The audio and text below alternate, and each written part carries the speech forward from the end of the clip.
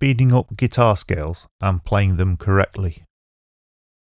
I've done this video as a continuation of the two recent videos I've done how to play the major scale and how to play the minor scale, which are probably the most important scales you can learn on the guitar. And both those videos have raised a lot of questions that I've seen time and time again, so I'm going to answer those questions in this video. The first question I'll answer, that I saw quite a lot of, is it important to use the correct fingers? And why do you use these fingers? So I'll attempt to answer that now. To answer this question, I'll use the C major scale. And you can see here, looking at an illustration of the C major scale, that each finger has its own fret. So the C major scale starts with the second finger on the 8th fret. However, the most important fret we need to look at here is the lowest fret you'll play whilst playing this scale, and that's the 7th fret. And because this is the lowest fret we'll be playing, we should play this fret with the first finger. And this is what we call the finger position. So the finger position for the C major scale is the 7th fret. Even though we're playing it from the 8th fret, this is still the finger position. Hopefully, if you take a second look at the scale map now, you'll notice that all the 7th fret notes are being played by the first finger. All the 8th fret's notes are being played by the second finger. All the 9th fret notes are being played by the third finger. And all the 10th fret notes are being played by the fourth finger. And all finger positions should be played the same way. And this rule doesn't just apply to scales, this applies to everything you play on the guitar. However, it's quite often not that straightforward to apply, as you can change positions several times in any tune or scale. For example, here we have an alternative way of playing the C major scale. And if you haven't seen this way of playing the C major scale, I'll put a link to the lesson that includes it down below in the description. You'll notice that this scale covers 3 positions. It starts on the 8th position, then it moves to the 9th position, and finally it finishes on the 10th position. And you'll also notice that I marked the positions with Roman numerals, as this is the way it's done when you're reading music. So, if you stick with the correct fingering, you'll find you'll speed up and play more accurately. And also, your hand will move a lot less on the guitar. To demonstrate this, watch the way I play the C major scale.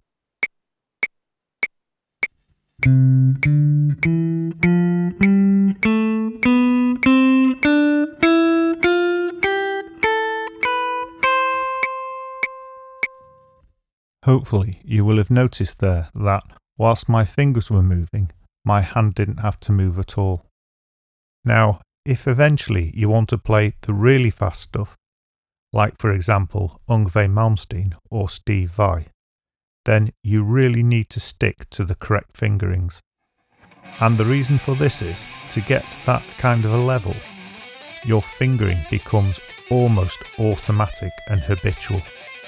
And the only way you could ever achieve that level would be by using the correct fingers, because then it becomes habit and you put them down automatically without thinking.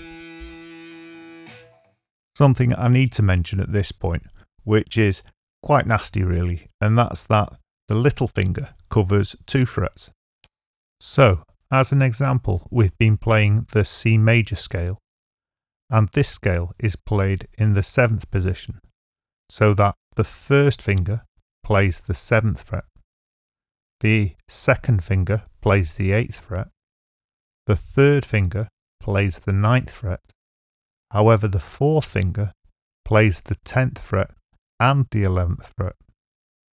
And unfortunately, when you first start learning the guitar, the fourth finger is usually the weakest and most uncoordinated finger. and at first it'll be the most difficult to reach with. And speaking of stretch, this leads to the next quite common question, which is, my fingers are too small, how can I reach the notes? To answer this, the first thing we'll look at is the way you're holding the guitar. Because if you hold the guitar correctly, it can really improve the reach you can get. And with the hold, the first thing we're going to look at, would you believe, is the thumb. And this is because the position of the thumb is the most important thing to consider when you're trying to achieve reach. And this is true for both scales and for chords. Now, if when you're playing your scales or chords, you're holding your thumb right round the neck of the guitar, then you're vastly reducing your reach, because this is wrong. So, what you need to do to correct this is move the thumb around the neck of the guitar down towards the floor. And it needs to be around the halfway mark, or even as far as 2/3 of the way down the neck of the guitar. Now, I won't kid you here, if you've been practicing with your thumb around the neck, this will feel really uncomfortable and not very pleasant at all. However, it's really good to try and get used to it. Or at least, if you keep trying to practice with your thumb in a better position, you'll eventually find a place that's somewhere between the correct version and the incorrect version, where your hand will be comfortable, but your reach will be greatly improved. But hopefully, as time goes by, you'll develop the ability to move your thumb round the neck quite naturally whilst you're playing, because there will be instances where it's better to have the thumb back round the neck. And certainly if you play contemporary music, you might find you need to use the thumb to either mute or play a note on the bottom E string. Right, here's what it looks like when I play the C major scale with the thumb in the wrong position.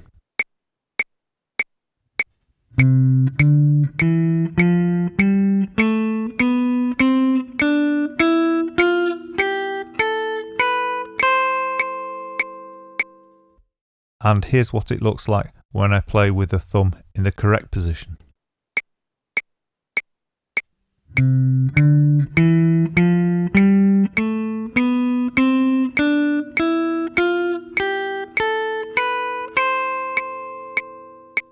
Once you've practiced this, most people who thought they had fingers that were too short will find that they're not. It was just a case of technique. But obviously, because this is YouTube, and people of all shapes and sizes will be watching this video, there will be people who have small fingers. And all I can suggest to those is get your technique as good as you can. And if this doesn't help, you might have to buy a smaller guitar. Now, once you've practiced for a while and you've got your thumb in the correct place and you're playing the correct frets with your fingers, you should be able to hold your fingers in a position where they're just above the frets you're trying to reach. And this is obviously going to be advantageous when you want to speed up the scales or play fast solos, because the closer your fingers are to the frets, the less distance they've got to move, so they should be quicker and more accurate. Another thing I'd suggest when you're trying to develop reach is to leave the fingers in place whilst you're playing the scale.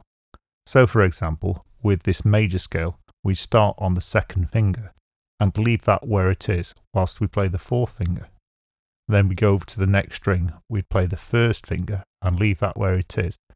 Then play the second finger and leave both those fingers in place and play the fourth finger and continue like this.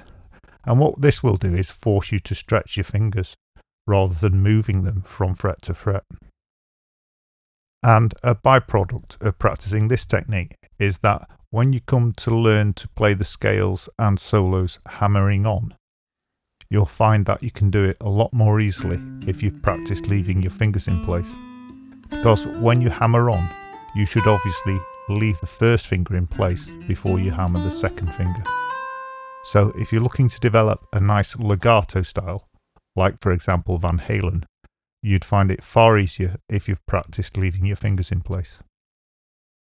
And for those of you who haven't heard that word before, the word legato means smooth and connected, whereas the opposite of that would be staccato, which means chopped up and disconnected.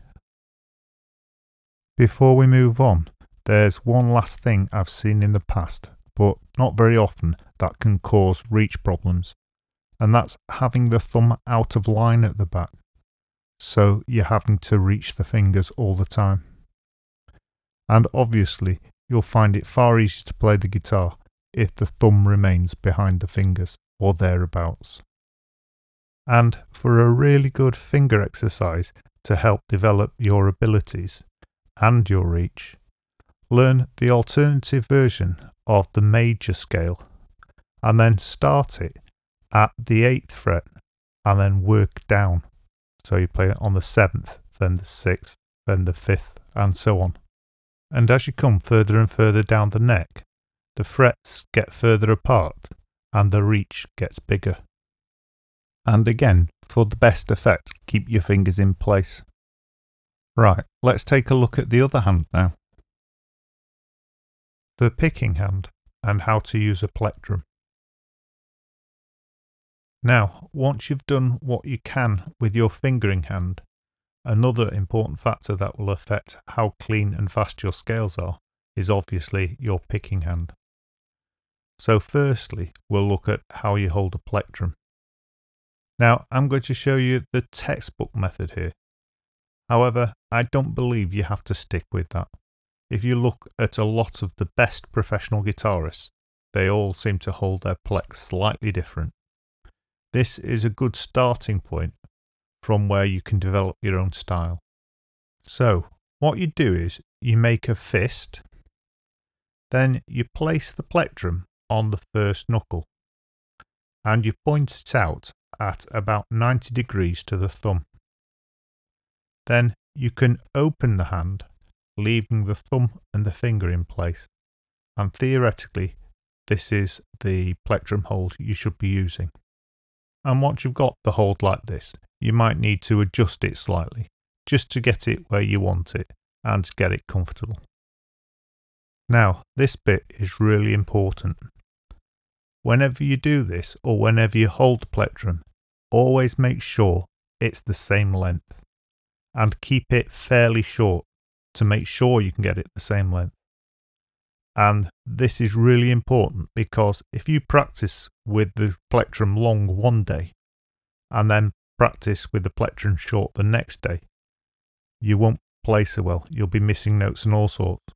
And if you don't realise this is the problem, you might then go back to a long plectrum and a short plectrum, and you'll be wasting a lot of practice time. So whenever you practice or play, look carefully at the plectrum and try to keep it the same length. If you're new to the guitar, something that's important to know is that there are various thicknesses and materials of plectrum. Some are very stiff and won't bend, and some are very thin and bend easily. So to start with, you might want to get a selection of different thicknesses and types of plectrum, so you can find which style you prefer. The next important thing to point out if you're a new plectrum user, and especially when you're playing scales, is to play down, up, down, up, down, up. Because if you played down, down, down, down, your scales would sound very staccato, and you'd be halving your potential speed. Obviously, if you keep going down, you've still got to bring the plectrum up, so you're wasting a stroke.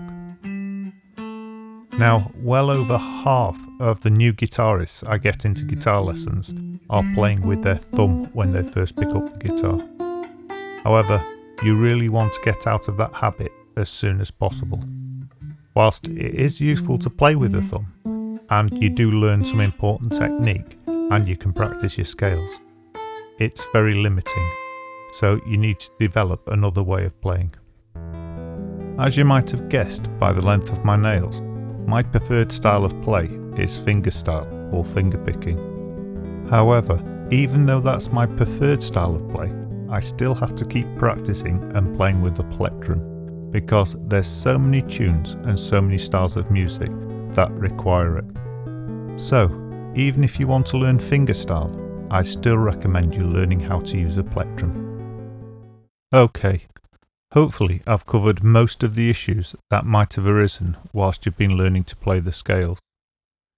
However, if I haven't covered an issue you've got, don't worry, I'll probably cover it in one of the future videos I'll be producing. And with that in mind, please like, subscribe and hit the bell icon. And then you'll be notified when I upload new videos. And you'll also be supporting the channel so that I can keep making new videos. And you can also find all my videos at www.ebooksforguitar.com. And on the website there, I've been able to categorize them and put them in order, so you can go through the lessons one by one in a logical fashion. Thanks again for watching.